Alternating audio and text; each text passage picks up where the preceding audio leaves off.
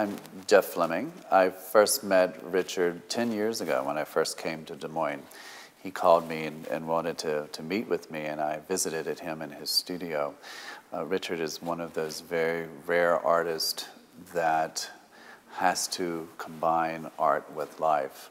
He worked full-time at the Des Moines Register until recently he retired, and now he can commit all of his time to making art, whereas before it was splitting it with a working routine. His work now has a great joy of life. It has a humor to it that perhaps was not found in some of his earlier work. His earlier work has a wonderful mixture of abstraction or formal qualities with a narrative. The narrative is often not so obvious to us. It's somewhat surreal and somewhat mysterious.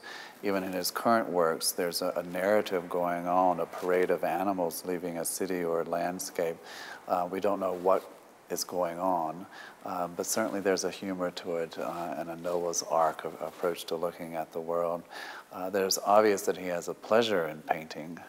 It's obvious that he has a passion in painting, and it's obvious that it is an all-consuming passion, both physically and mentally. His colors earlier, and somewhat in this current body of work, is somewhat discordant.